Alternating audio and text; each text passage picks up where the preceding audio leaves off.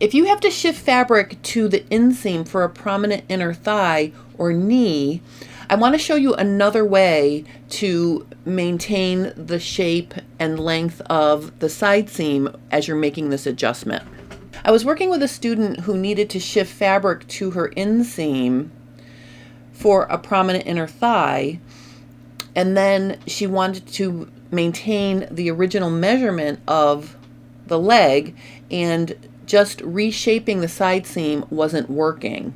So the first thing I want to do is show you the way I normally teach this method, and then I'm going to show you another way that you can maintain the measurement after adding to your inseam. So what I want to do first is I'm just going to add some balance lines here. So the first thing you want to do is decide how much you're going to add to the inseam. And again, this is just a quick review of how I normally teach this method. So let's say we're just going to add a little bit like this. And actually, I'm just going to do it on the back leg because the front leg generally doesn't have this issue. Oops. So basically now, let me just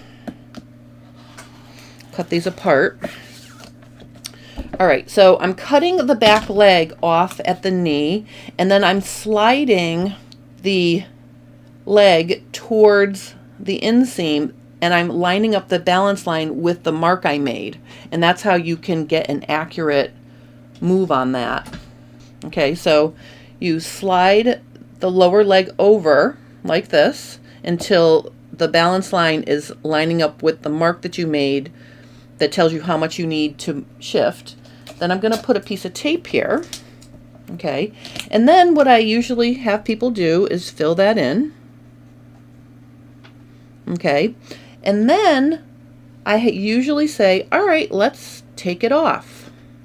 I've had very good results with plussing over here and minusing over here, right?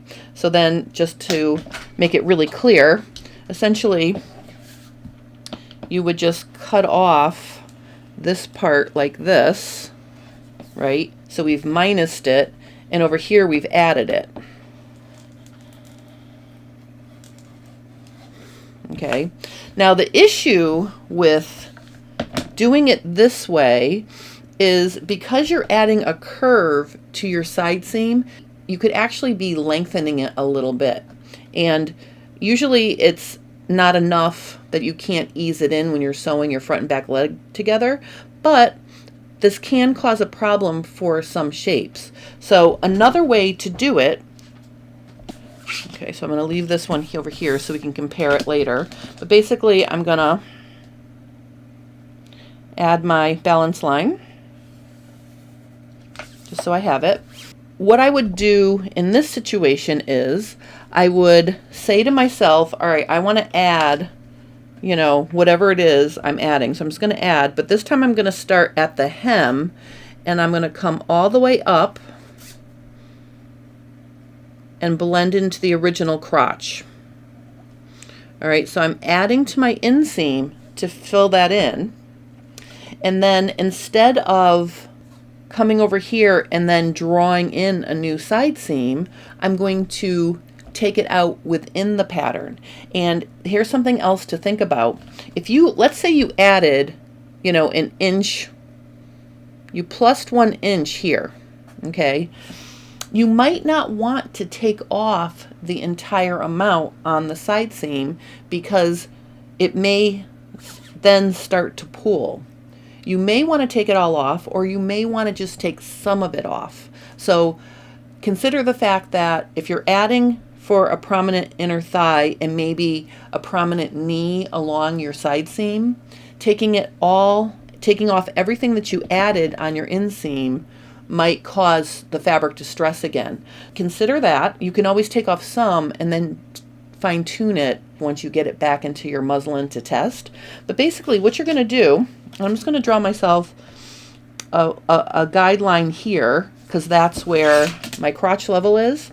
So what I'm going to do is I'm going to draw myself another vertical line to the crotch level like that. And then I'm going to draw a second horizontal line a few inches below like that. So So what we're going to do is we are going to slash right up to the crotch level, and I'm going to pivot here and here,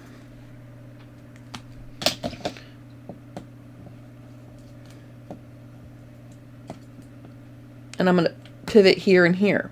So what this is going to allow me to do is it's going to allow me to, I'm not going to worry about this big long piece right now. I'm just flipping it over so I can just worry about overlapping this small piece the amount I need, like this.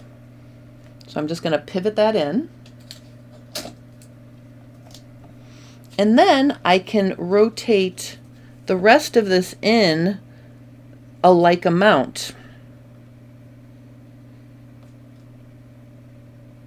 Like this. Now doing this, you'll notice what's happening is I had to break my pivot here. See how I broke it? Because it needs to drop down to maintain the knee and hem. So I've added a tiny bit right here. I broke the pivot there, but it only added a tiny little bit. So if you wanted to put that back, you could, but I would put it back where I would put it back below the crotch. Okay, because if you put it up here, the whole length would be the same, but the side seam length from crotch level down would be different. So just to keep it in the same area, what I would do is I would draw myself a guideline across the leg, cut it, pivot at your inseam, and then just overlap it that tiny little amount to maintain the measurement. But basically what that's going to do for you is it's going to allow you to take in, and I'll just color in what I took in here. So about this much. So I didn't take in the entire amount here, but you can see I took it in here. Now it gaps here because it overlaps here, and it spreads there to maintain the length. I added a teeny bit on the side seam, which I then took out over here, and literally it's just like a pen's breadth of, you know, just a little bit right there to take off what I added right there. So that's another way to maintain the measurement or to take out some of the ease without having to redraw your side seam. These little adjustments are so fun for me to do. Like I could come up with all of these different ways. And it's interesting that subtle differences in the different ways you do these adjustments can really yield a better result one over another. So it's fun to try these things. So again, if you're a person who needs to shift fabric over towards your inseam, okay, this is another way to remove some of the ease after you've added it along the inseam. Now, the primary difference here is if I bring back my other example, so there is the comparison between the two methods.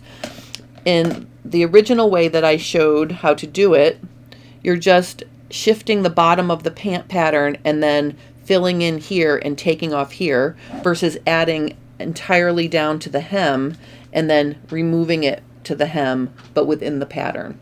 So I think it's just a fun thing to look at, different ways to shift fabric around and maintain the measurement. If you have any questions or comments, please post those below and I will help you.